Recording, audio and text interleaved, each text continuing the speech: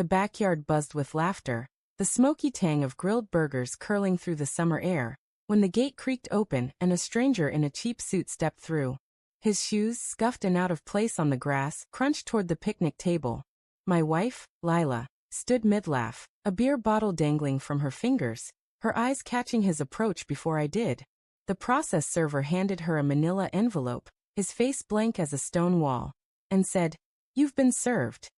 Lila froze, her breath hitching like a snagged thread, the bottle slipping from her hand to shatter on the patio.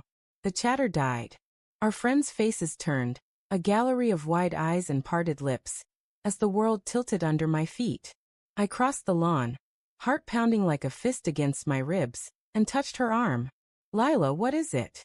Her skin was cold, clammy despite the July heat, and she clutched the envelope to her chest, her knuckles white. "It's nothing," she whispered, but her voice cracked, a fault line splitting the lie.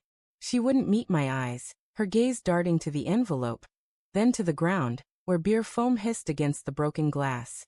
I felt the first stab of dread, sharp and cold, slicing through the haze of a perfect afternoon. Inside, the kitchen was a sanctuary of normalcy, lemon-scented dish soap, the hum of the fridge, but the air felt heavy, like the moment before a storm breaks. Lila sat at the counter, the envelope unopened in front of her, her fingers tracing its edges as if it might burn her. "Open it," I said, my voice tighter than I meant. She shook her head, her dark hair falling like a curtain over her face. "It's probably a mistake, Tom. Some legal mix-up." But her hands trembled, and her words sounded like a prayer she didn't believe in. I wanted to trust her. God, I did. But the way she avoided my gaze, the way her breath came too fast, planted a seed of doubt that rooted fast. I reached for the envelope, but she snatched it back, her eyes flashing with something raw. Fear maybe, or guilt. "Don't," she snapped, then softened, her voice breaking. "Please just let me handle it." Her plea was a blade, cutting through the trust we'd built over 12 years. I stepped back, my hands raised, but my mind was racing, replaying moments I'd dismissed. Her late nights at the office, the way her phone was always face down, the sudden silences when I entered a room. "What aren't you telling me?" I asked, my voice low, barely holding back the anger bubbling beneath. She stood, clutching the envelope, and moved toward the sink, her back to me. The sunlight streaming through the window caught the gold in her hair, and for a moment, she was the woman I'd married, fierce, radiant mine. But then she turned, and her eyes were haunted, brimming with tears she wouldn't let fall. "It's complicated," she said, her voice barely above a whisper. "I need time." Time. The word landed like a stone in my gut. Time for what? To confess? To hide? I wanted to shake her, to demand answers, but the weight of her silence held me back. A warning that whatever was in that envelope would change everything. The rest of the day passed in a blur of forced smiles and half-hearted goodbyes to our friends. Lila disappeared upstairs, claiming a headache, leaving me to clean up the remnants of our barbecue. Paper plates smeared with ketchup, empty beer cans glinting in the dusk. I kept seeing her face, the way it had crumpled when the server appeared, and I couldn't shake the feeling that I was missing something vital, a piece of her I'd never known. I poured myself a whiskey, the burn of it grounding me, and sat on the couch, staring at the staircase, willing her to come down and explain. When she finally did, the envelope was still in her hand, now creased and worn from her grip.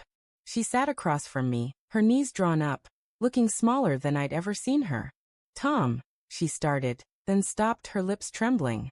"I didn't mean for this to happen." My heart lurched, a sickening drop, as the room seemed to shrink around us. "What did you do?" I asked, my voice steady despite the storm inside me.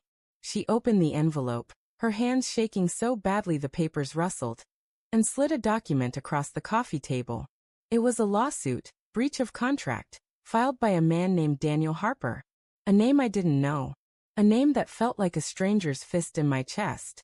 "Daniel," I said, testing the word, hating how it tasted. "Who is he?"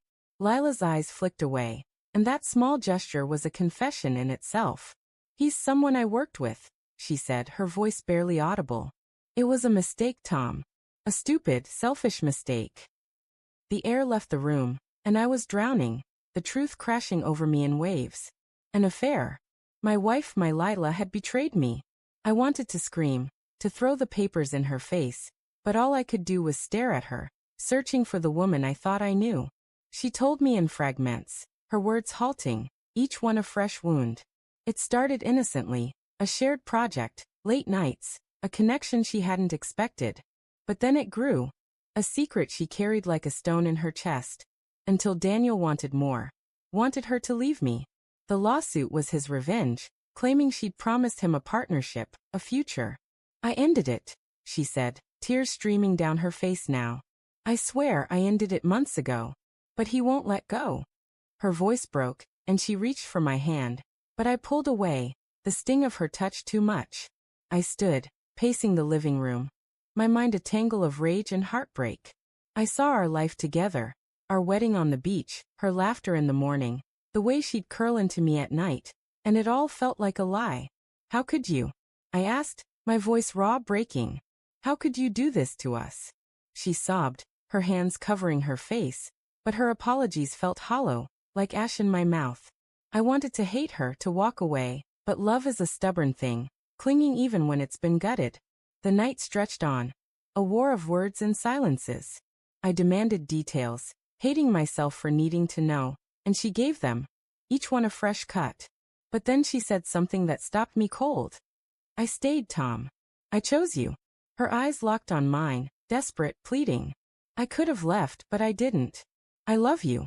And there it was, the twist that broke me, not the betrayal, but the choice she'd made, the flawed, human choice to stay.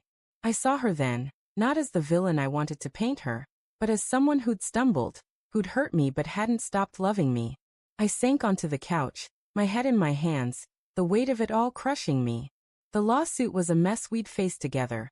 Lawyers, depositions, Daniel's vindictive shadow. But the real battle was here, in this room, where trust lay in pieces. I looked at Lila, her face streaked with tears, and felt the ache of love and loss intertwined. We'll figure it out, I said, my voice barely a whisper, not knowing if I meant the lawsuit or us. She nodded, reaching for me again, and this time, I didn't pull away.